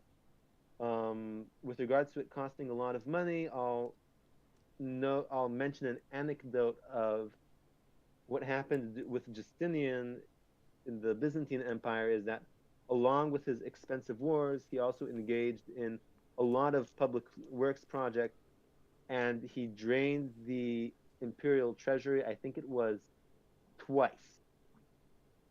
So not only did he drain the imperial treasury twice, but he also heavily taxed the people of the Byzantine Empire. And there wasn't that much money to begin with, so he had to reform the tax system so that he could tax the rich more. So using this as a sort of tangent for understanding what's going on, King Solomon had built a very lavish temple. He acquired all sorts of exotic materials for it and for the temple. He fortified a lot of cities. He raised an impressive army. All of this obviously costs a lot of money. Oh, and he also traded with kingdoms that were very far away, probably the Indian Ocean trade, as well as the Mediterranean trade, which I don't know how much money it was, but he lived a very lavish lifestyle, and this was obviously very expensive. And the tribe of Judah did not pay the tax, meaning that all of the other tribes were taxed, which, after 40 years of rule, this was a pretty heavy tax burden. Also, the kingdom of Judah were the anarcho-capitalists. I don't know. So what happened was that the elders of the people sent representatives to his king, to the king, King Solomon's son, and asked him to reduce the taxes because the tax burden is heavy and people aren't managing with it, and they will stay loyal to him if he reduces the taxes. His response is, no, I'm going to double the taxes, and I'm going to torture you more so that you will pay those taxes. And then they were like, you know what? We give up. He sent out the before that, he even sent out the tax collector. And because they were pretty angry by this point, they killed the tax collector and they said, you know what? We give up. We're not part of this kingdom anymore. We're going to make our own kingdom and we're going to have our own king. With Oh, blackjack wait. and hookers and child sacrifice. There's this guy used to be one of your tax collectors, and because because the prophet told your father that he will be king, he sent him away. We're going to bring him back from it, and he's back from exile because your father is dead. Let's make him king. And then this guy, who becomes the new king, decides, you know what? So that I will stay king, and that the kingdom will not reunite. I'm going to monkey around with the religion so that they will not have to go to Jerusalem, and instead we'll go and sacrifice to my golden calves and yada yada yada. So it's not because of the scuffle between Judah and Joseph. It is because of essentially taxes. Wait, Also, but the kingdom of Judah had golden calves again? No, the kingdom of Israel, not the kingdom of Judah. Oh, okay. The kingdom of Israel had golden calves so that and they put border guards to prevent people from crossing the border. But what happened was that during the first few kings of the kingdom of Israel, there were still people who migrated from the kingdom of Israel to the kingdom of Judah, and this prompted one of the later Israelite kings to fortify the main road, to build a fortress on the main road to Jerusalem, in what would be today the intersections between Road 443 and Road 60, which is just south of Ramallah. I don't believe that you have over 400 roads in Israel. Over there what? Are. There's not enough space. Yes, there is. This is not a German Garden Association. I don't know. Continue. But yeah, but essentially he built his fortress more or less there, which was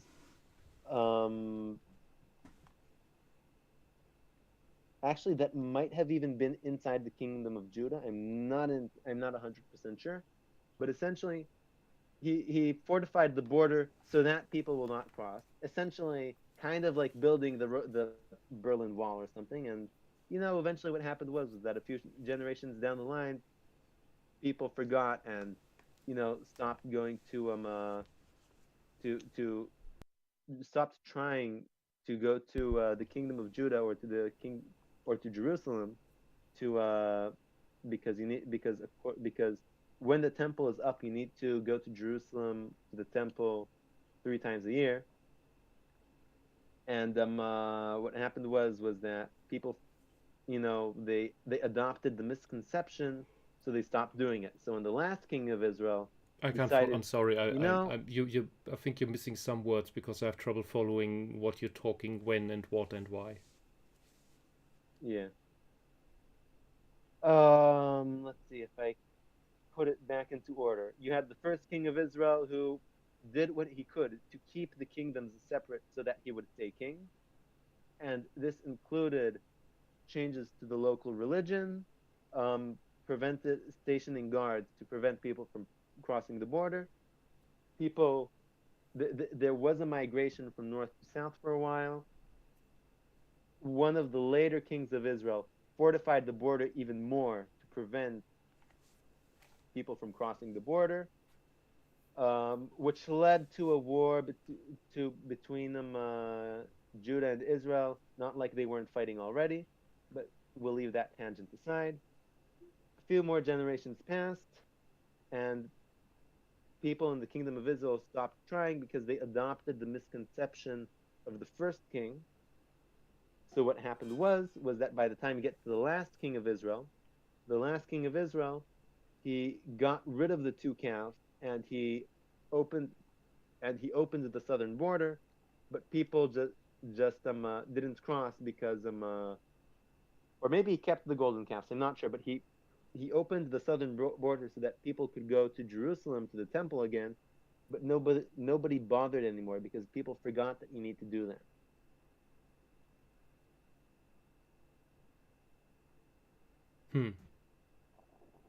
Essentially, I guess you could say, imagine what Germany would have looked like if the Berlin Wall would have stood not for the few decades that it had, but it would have actually stood for over 100 years as the builder intended.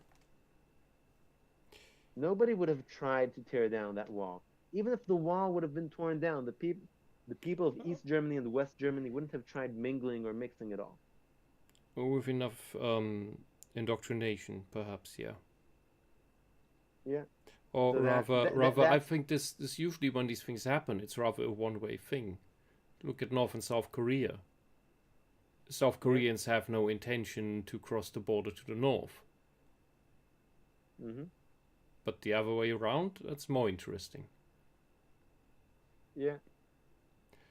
So people from the Kingdom of Israel, in the beginning, preferred going to the Kingdom of Judah. Yes? It was more like the Kingdom of Israel was richer because it was more fertile, had more resources.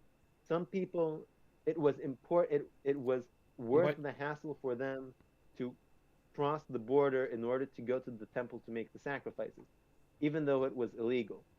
So it was a convenience thing. Yeah. It wasn't convenient anymore, and then people forgot, so people didn't bother even when they could do it again. Okay. And then the kingdom was destroyed.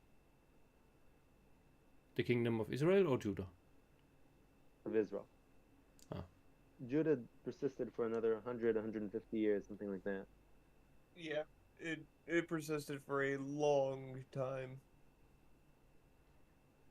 And that is why that name persisted and not the other. Yep. They would have different religions, believe in different gods, and while Judah stayed in Judea, Joseph would ally himself with the Phoenicians and establish colonies and trade posts all over the Mediterranean. The Kingdom of I'll pause it for a moment, and from what I can understand from my observations, is that what happened was the kingdom split, and what happened was that each half inherited different allies or different allies or protectorates. So the north, they inherited the alliance with the Phoenicians, and because the Phoenicians and Judea, you've got a whole bunch of land in the middle that kind of makes communication between them not very easy and kind of irrelevant, so they stayed with the guys close by. The Arameans, I think, broke free of them at some very early on, and what happened, and because the Kingdom of Israel also had territory east of the Jordan, they inherited the Kingdom of Israel also inherited the kingdoms that were conquered east of the Jordan, meaning Moab and Ammon, and Judah, they inherited their hegemony over the Edomites and the Red Sea trade.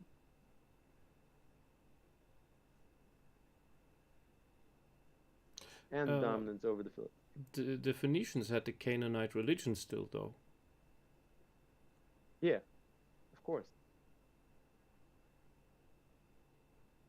The Phoenicians were allied with the Kingdom of Israel already back during the days of King Solomon. Maybe even before. I'm not quite sure. Okay. But they had a long-standing alliance. Eventually they betrayed them, but we'll leave that for another time. The Kingdom of Israel would be corrupted by foreign ideologies, and like the Canaanites would fall into materialism, sexual morality, and child sacrifice, which would lead to them being conquered by the Assyrian Empire. Yes. Yep, that completely correct. Including with the picture examples? They did worship a bull. Yeah? Yeah. Oh dear. Some of the Israelites would be taken into captivity into the lands of Assyria and Media, while some of the Israelites and Phoenicians would flee to their colonies and trade posts, fulfilling the promise made to Abraham that the world would be blessed through him, as he would be the father of many nations. So the sons of Joseph would... That's a I think misinterpretation. that the idea... Yeah, I think that happened more with the advent of kind of Christianity, I guess, which kind of came out of Judaism.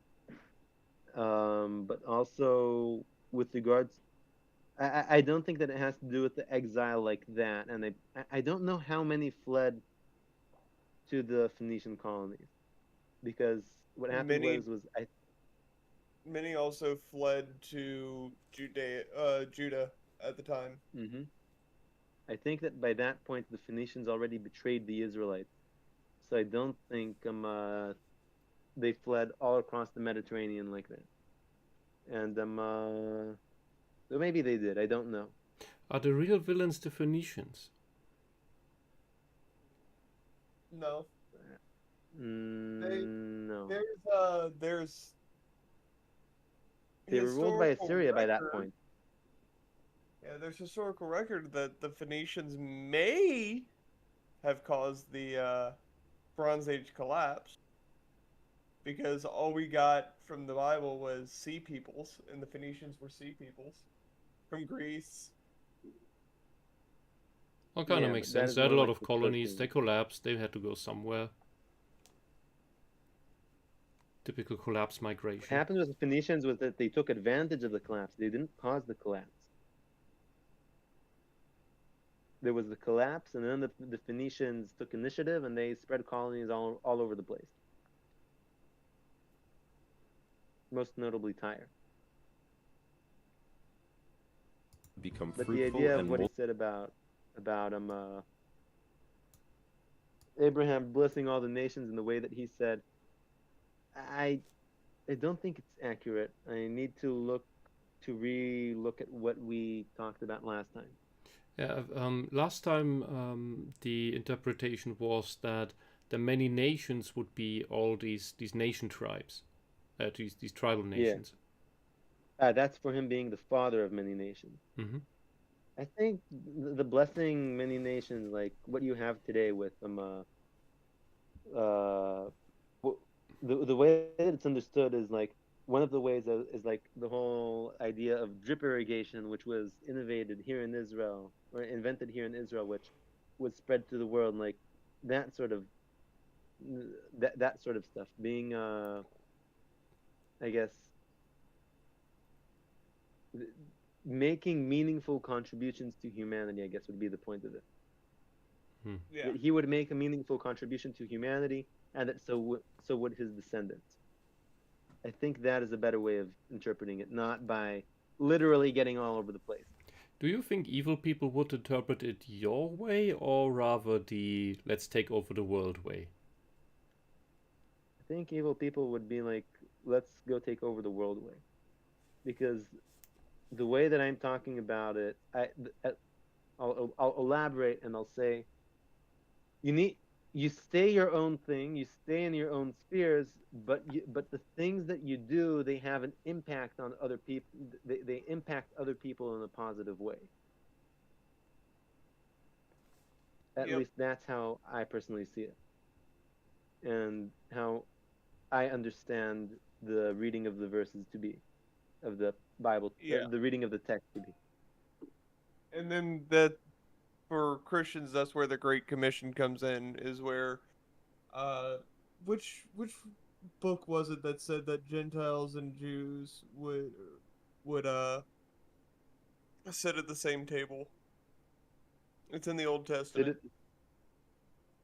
I'm not sure if it's sit at the own table, but there's the part in Isaiah 11, which talks about the wolves and the sheep and whatnot being together and not harming each other, which is seen by some as a metaphor for, I guess, the metaphor that you said, if it is a metaphor for, getting along, that Israel will get along with the other nations. Sounds like utopia. Or a Yeah. scam. But with What, getting with along? You Christians, can get to Wolf and a sheep? situation where you can get along with your neighbors. Your That and neighbors is fine, but wolf and sheep, that's a tall order. it's a yeah, metaphor.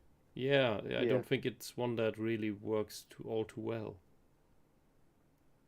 Well, it's basically if the carnivorous wolf can sit down and not harm the sheep, then the world is truly at peace. Utopia. Imagine, imagine Israel and Egypt being one next to the other and not being literally at each other's throats. Yep. I guess Very would tall be order. Very tall yeah. order. And the Egyptians continue with their subversion. They're waiting, but they continue with their subversion. But if you manage to get a real state of peace where they don't harm each other, that is what they talk about. At least that's they understand. Some people really understand it as utopia, like everything in the world will change. But there are also some people who understand it as this is a metaphor for the region getting along. So I guess you could say peace in the in the Middle East. If the Jews will Yeah. be good, there will be peace in the Middle East, which is understood by all sorts of people in various different ways. Um, Part of it is being argued about in the West right now. What does the Jews being good actually mean? Roll over and take it up the ass. Yeah. That's usually how dumb despotic people want it. Oh yeah. Would become fruitful and multiply among the nations, forgetting who they are, which shouldn't surprise us considering their names literally mean fruitful and forgetful. Just like the northern kingdom. Not? Okay. I don't think so. In any case, I need to go. So could we go back to the part of the fruitful and forgetful, and we'll address that point later? Yeah. I think this also Yeah. this at least does play into the European story of the Jews, where later on you had a lot of intermarriage, and we can talk about Reform Judaism. Yeah.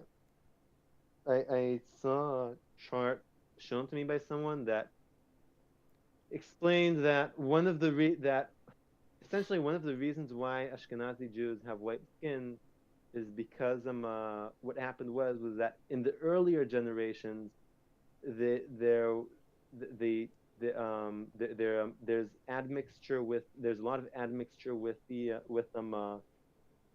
what indigenous Western Europeans, as in they converted local women and married them, or local people who converted to Judaism, and they got married. And then after that you have like the bottleneck of the Black Death.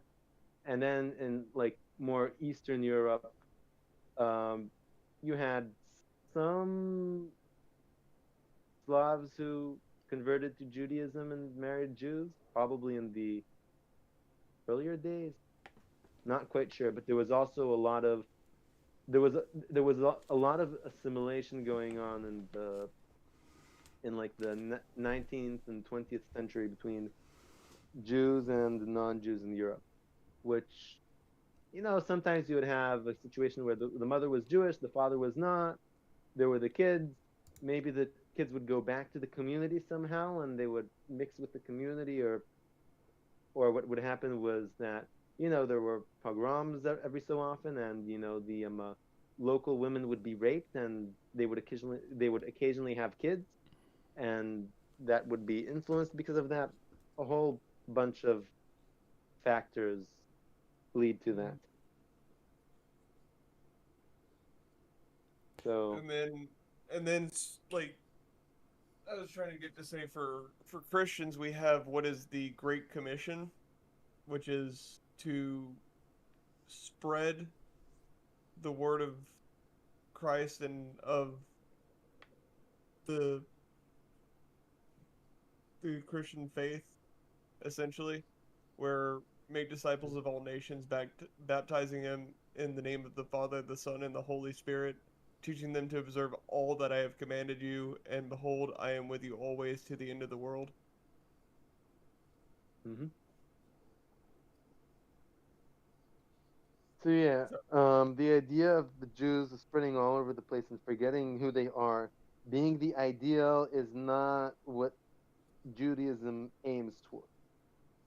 Oh, And and the aim thing and the about the two prophecy are sons, different things. but that's not what the prophecy talks about. We're not supposed to spread all over the place and forget who we are.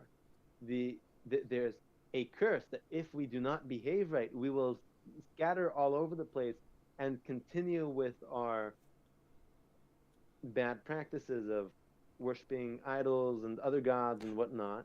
Oh. And once we decide to get our act up together, then we can start coming back. Yeah, Well, that sounds like some bad people we know. We saw that with the Babylonian exile. We saw that with the Roman occupation, and even then, all the tribes of Judah, and Judea, Israel, Mm-hmm. they, at the time of the collapse of the Second Temple, there is a theory that all the tribes were in Judea at the time, collected during the first century AD. They were collected in 3 major centers.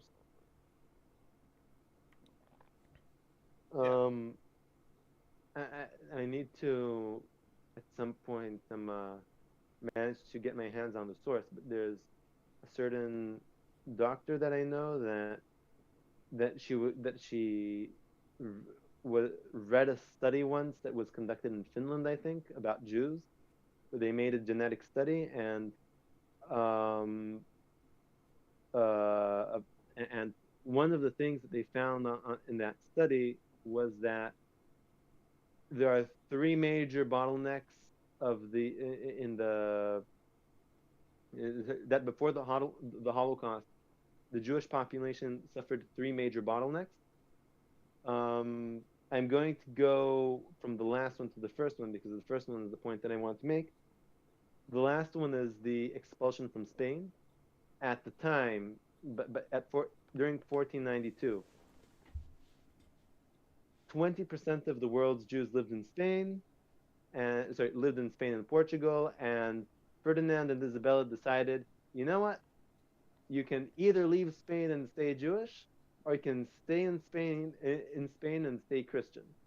Later on, this sort of, was one of the factors for bringing about the Inquisition, because there were a lot of Jews who decided to convert publicly but privately still stay Jewish. A lot of them fled to Portugal, and in Portugal what happened was the king told them, okay, you can either convert or leave. If you want to leave, go to such and such place at such and such a time. And then when they assembled there, he told them, okay. And then he baptized all of them and said, you're all Christian.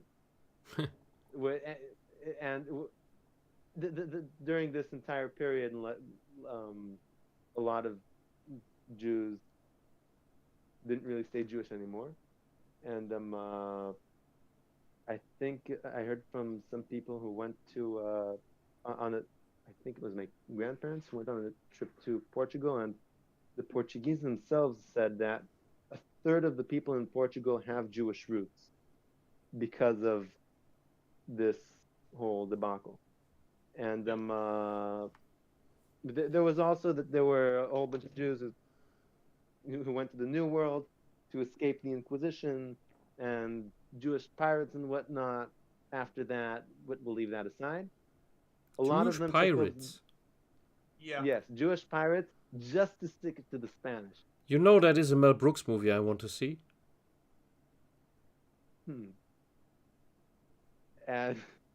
And eventually, a lot of these Jews trickled their way to the Netherlands, and and became openly Jewish again, but a lot of people just stayed in Spain and Portugal, either becoming completely Christian and assimilating, or becoming conversos, who were who who seemed Christian, but they had all these weird practices because, and they made which were transferred maternally, um, because they were Jewish and they remembered some of the things, but eventually they wound up forgetting most of the stuff.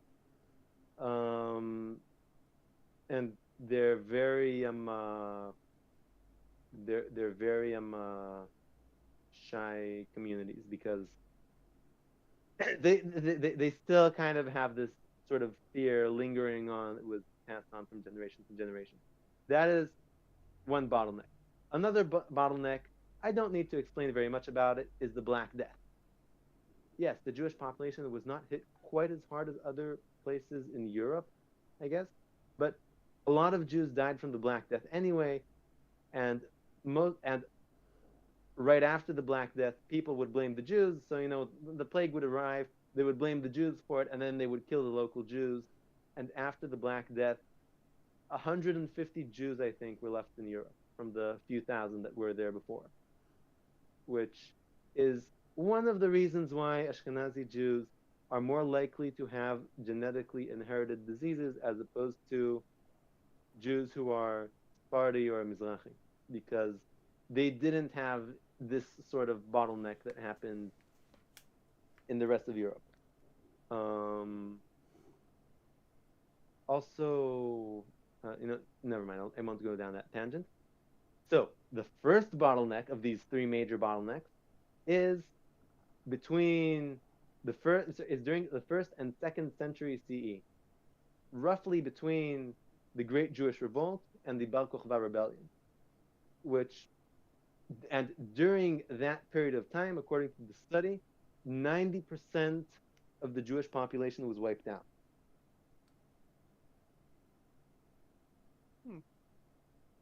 90%. The Great Jewish Revolt was a hard hit. I think it was 10% of the local population was either killed or enslaved. Josephus claims that 1 million Jews died in Jerusalem. We're not quite sure about his numbers. Then there was the Kitos War during the 110 CE, during the end of Emperor Trajan's reign, during which the Jewish community of Alexandria was almost completely wiped off the face of the earth. A lot of Jews were killed in Mesopotamia, but I'm not quite sure as to how many. Also in Cyprus, they were massacred, and also in Cyrenaica. I think they were also wiped out completely in Cyprus and Cyrenaica. And then you have the Bar Kokhba rebellion, which, according to Cassius Dio, about 1 million Jews died. And what happened was that about 500,000 were killed by the Romans themselves during the reprisals during and after the rebellion, and another 500,000 from famine and disease, because the Romans proceeded to just raze the entire countryside. Like, according to Cassius Dio, about over 950 Jewish towns were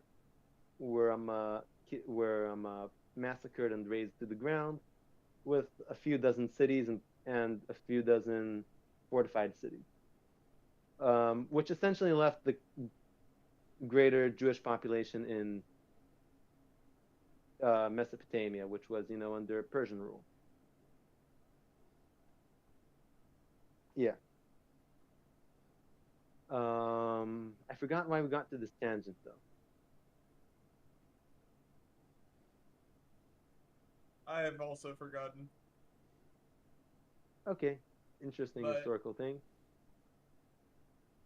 You did say that you had to go. Yeah. But yeah, I guess I'll end with going back to the point that I stood on earlier, which was the idea of spreading all over the place and forgetting who you are is not a blessing. It's a curse. You're not supposed to do it. You're supposed to have your own home and be your own thing, and from that bring light and contribute to society, not from scattering all over the place and forgetting who you are. That is not supposed to happen. Which the guy in the video misinterprets.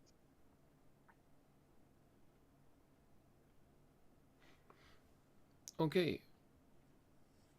Anything else here for now? Not right now, no. Anything to add, Cyrek? Any conclusions so far?